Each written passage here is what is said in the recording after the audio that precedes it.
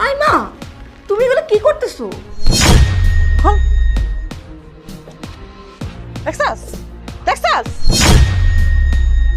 বাবা বাবা সর্বনাশ হয়ে গেছে। রাস্তায় আমাদের ছিনতাইকারী ধরেছিল। ছিনতাইকারী আটকে আমার মোবাইল, মানিব্যাগ, ওর গলার চেন, হাতের আংটি থেকে শুরু করে যা পেয়েছে আমাদের কাছ থেকে সব কিছু কেড়ে নিয়েছে।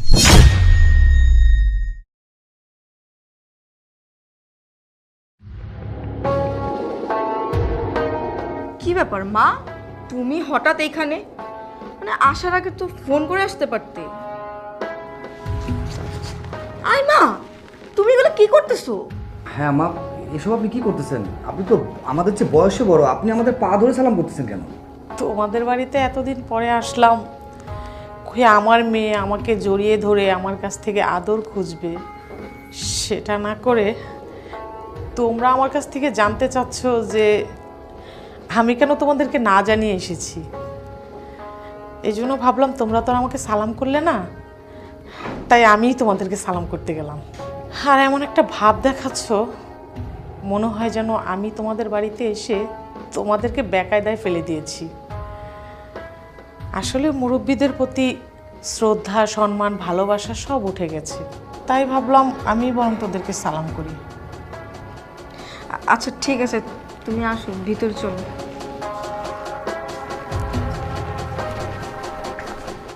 উনি তো যা বলেছেন একবার ঠিক কথা বলেছেন।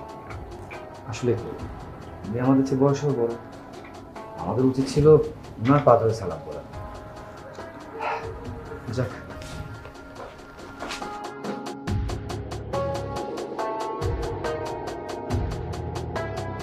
ওমা, আপনারা মার্কেটে যান নাই? আমি তো আর কাজ কাম শেষ করে বাড়িতে যাইতেছিলাম। আচ্ছা ঠিক আছে, তাহলে তুমি বাসে যাও। এই দাঁড়াও, জি খালাম্মা। তোমাকে দেখে কেমন যেন চুন্নি চুন্নি মনে হচ্ছে। তোবা আরে কি করতেছেন খালাম্মা? আমার শুনি শুনি লাগবো কে?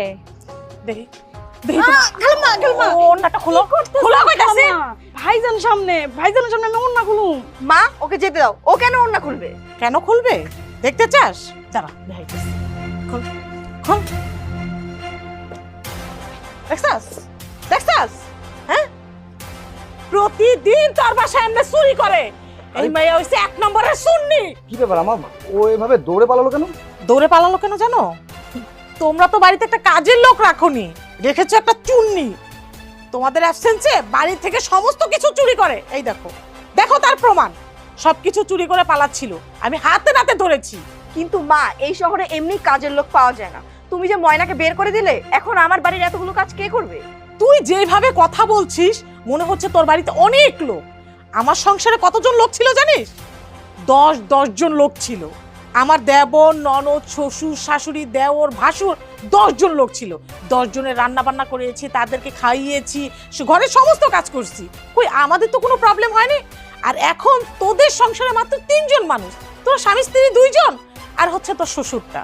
এই 3 জনের কাজ তোরা করতে পারিস না? 3 জনের রান্না বান্না করতে পারিস না? তার জন্য আবার আরেকজন লোক লাগে। সামনে থেকে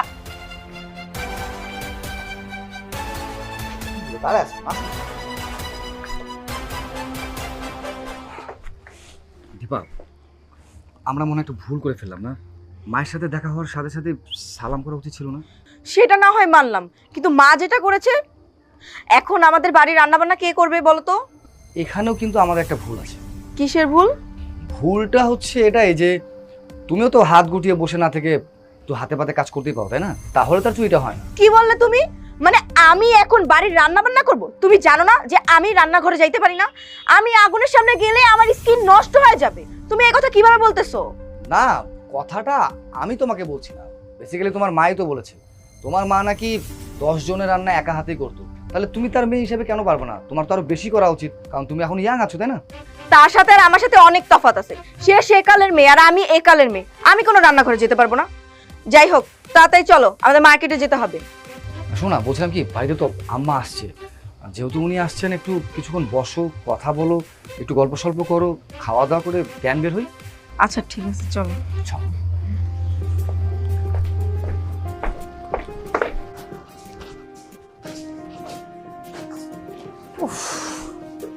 বাপরে, উফ, আমি একটা জিনিস আনতে তো ভুলেই গেছি, আমার পানের বাটা আনতে ভুলে গেছি। আচ্ছা তোর শ্বশুরের কাছে কি পান আছে? আমি বলতে পারতেছি না মা। বলতে পারতেছিস না মানে? কেন, তোর শ্বশুর কোথায়?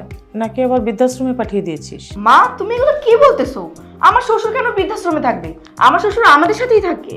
না, তুই যে বললি জানিস না, তাই তো আমি বললাম যে আসলে এরকম কিছু হয়েছে কিনা। আচ্ছা মা, তুমি বাসায় থাকো, আমরা একটু মার্কেট থেকে আসছি। এখন আবার মার্কেটে গিয়ে কি করবি? আম্মা, আসলে ও একটা নতুন শাড়ি পছন্দ করেছিল, তাই ওটাই কিনতে যাব। কি রে দীপা, তুই না আমাকে গত পরশুদিন ফোন দিয়ে বললি যে আমায় সিঙ্গাপুর থেকে আসার সময় তোর নাকি 5টা শাড়ি নিয়ে এসেছে, তো এখন আবার শাড়ি দিয়ে কি করবি? মা তুমি অত শত বুঝবা না, আমার প্রয়োজন আছে বিধাই আমি যাচ্ছি। আর মা, আমি ব্যাপারটা খুলে বলছি। আসলে আমাদের পাশের ফ্ল্যাটের ভাবি ওনার পরনে একটা শাড়ি দেখেছিল, আর ওটা দেখে আপনার মেয়ের পছন্দ হয়েছিল, তাই আর কি ও বললো ওটা কিনে দেওয়ার জন্য। তুই তো আমাকে ভিডিও কলে দেখালি তোর আলমারি ভরা অনেক শাড়ি, তো এখন আবার শাড়ি কেনার কি দরকার? উফ মা, তোমাকে তো আমি বললামই, তুমি অত শত বুঝবা না, আমার লাগবে তাই আমি যাচ্ছি। আসলে তুই ঠিকই বলেছিস, এগুলি আমরা বুঝি না। কারণ আমাদের সময় বছরে মাত্র 2টা শাড়ি পেতাম, একটা হলো রোজার ঈদে আর একটা হলো পহেলা বৈশাখে। তোর বাবার সাথে 40টা বছর সংসার করেছি, কখনো তোদের মতো এরকম বিলাসিতা করিনি, আর আমরা ওই 2টা শাড়িতেই অনেক সন্তুষ্ট ছিলাম। আর এখনকার মেয়েরা মানে তোদের প্রতিদিন নিত্য নতুন শাড়ি লাগে। উফ মা, তোমাদের সময় আর আমাদের সময় এক না। যাই হোক, আমাদের দেরি হয়ে যাচ্ছে, আমরা যাই। চলো চলো। ওদের সাথে কথা বলতে বলতে আমার পানের কথাটাই ভুলে গেছি। যাই দেখি বেয়ার কাছে পান পাই কিনা।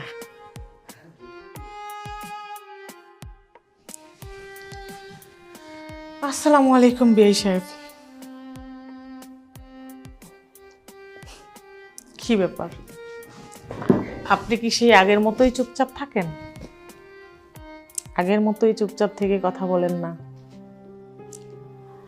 তা রিটায়ার্ড করলেন তো শুনলাম, প্রায় 10 বছর হয়ে গেছে। এভাবে ঘরে বসে চুপচাপ করে থাকলে হবে?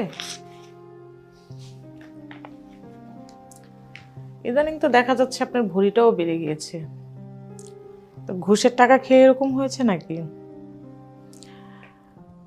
সরকার তো ঘুষের বিরুদ্ধে পদক্ষেপ নিচ্ছে, যারা ঘুষ খেয়েছে তাদেরকে পুলিশ অ্যারেস্ট করতেছে। সেই চিন্তায় কি চুপচাপ আছেন? চুপচাপ থাকলে কিন্তু উচ্চ রক্তচাপ বাড়ে, ডায়াবেটিস হয়। মাঝে মাঝে একটু হাসবেন, হাসলে হার্ট ভালো থাকে, রক্তচাপ কমে। আর আমার মতো জ্ঞান পেয়ে যদি আপনি খুশি না থাকেন, না হাসেন, সেটা মনে হয় আপনার দুর্ভাগ্য। তো কথা টথা বলবেন না, চলে যাব? বুঝতে পেরেছি, বয়সের সাথে সাথে মনের ভালোবাসাটাও বোধহয় কমে গেছে।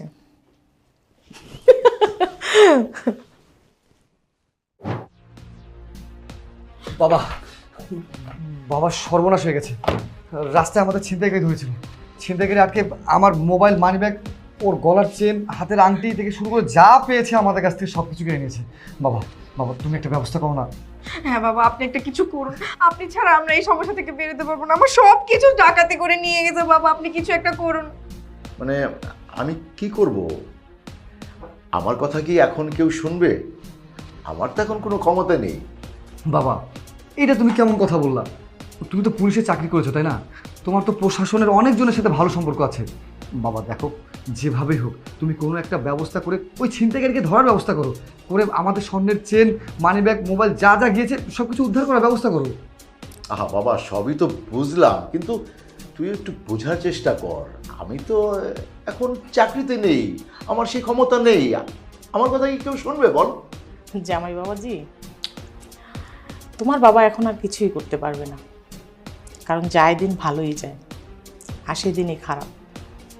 হয়তো বা তোমার বাবার একসময় অনেক ক্ষমতা ছিল, সে অনেক কিছু করতে পেরেছে, কিন্তু এখন আর সম্ভব না। শুনেছি ইদানিংকাল অনেক ছিনতাইকার বেড়েছে, রাস্তাঘাটে যেখানে সেখানে ছিনতাই হচ্ছে, কিন্তু আমাদের সময় এরকম ছিনতাইকার ছিল না। কারণ কি জানো? আমরা স্বর্ণগয়না সবই পরতাম, কিন্তু বোরখা পরে বাসা থেকে বের হতাম।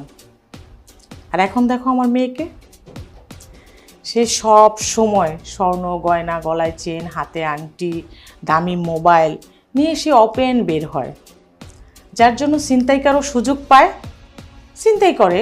এখানে তো ছিনতাইকারের কোনো দোষ নেই, এখানে দোষ হচ্ছে আমাদের। আমরা যদি একটু হিসাব করে চলি, একটু সংযতভাবে চলি, তাহলে আমার মনে হয় না যে ছিনতাইকাররা এই সুযোগটা নিতে পারবে আমাদের কাছ থেকে। উফ মা, তুমি এখন চুপ করবা? এখন কিন্তু তুমি বেশি বেশি করতেছো। তুমি চুপ করো, মা যা বলছে একদম ঠিক কথা বলছে। হ্যাঁ বৌমা, তোমার মা যা বলেছে সব সত্যি বলেছে। আসলে আমরা এখন অতীতকে আধুনিক বানিয়ে ফেলেছি, আমরা সবাই পাল্টে গেছি। বিয়ান সাহেবা, আপনি কিছুক্ষণ আগে আমাকে অনেকগুলো কথা বলেছেন, আপনার কথার কোনো উত্তর আমি দেইনি, শুধু শুনেছি। পরে আপনি যাওয়ার পর আমি ভেবে দেখলাম আপনি যা বলেছেন সবই সত্য কথা। আসলে বিয়ান সাহেব, হয়েছে কি, আমি প্রশাসনের উপরে অন্যায়ভাবে হস্তক্ষেপ করেছি, যার জন্য আজকে আমার এই অবস্থা। আমি যদি সঠিকভাবে চলতাম তাহলে কিন্তু আমার কথা সবাই শুনতো। আমি সঠিকভাবে চলিনি, তাই আমার কথা কেউ শোনে না। আমি যদি সঠিকভাবে শুরু থেকেই যদি আমি চলতে পারতাম, এই যে আজ যা হয়েছে না, আমার একটি ফোনেই কিন্তু সব কাজ হয়ে যেত। কিন্তু না, আমি তো ভুল করেছি, ভুল করে এসেছি, তো তাই সেই ভুলের মাসুল এখন আমার বসে বসেই দিতে হচ্ছে। পিআই সাহেব, এই জন্যই আমার মেয়েকে আমি বারবার বলি যে মা, দাঁত থাকতে দাঁতের মর্ম বোঝ, হারিয়ে ফেললে বুঝলে কোনো লাভ হবে না। যখন যা থাকে তা মূল্যায়ন করতে হয়, মূল্যায়ন না করলে তো হাত ফসকে বেরিয়েই যাবে। হ্যাঁ মা, তুমি একদম ঠিক কথা বলেছো। আজকের পর থেকে আমি আর এইভাবে উচ্ছৃঙ্খলভাবে বের হব না, সবসময় ভালোভাবে চলাফেরা করব। তুমি আমার ক্ষমা করে দিও মা, তুমি সবসময় আমার বুঝাইতা, আমি তোমার কথা শুনি নাই। আমি আর জীবনে এইভাবে চলাফেরা করবো না। আজকের এই ঘটনা থেকে আমি অনেক কিছু শিখছি।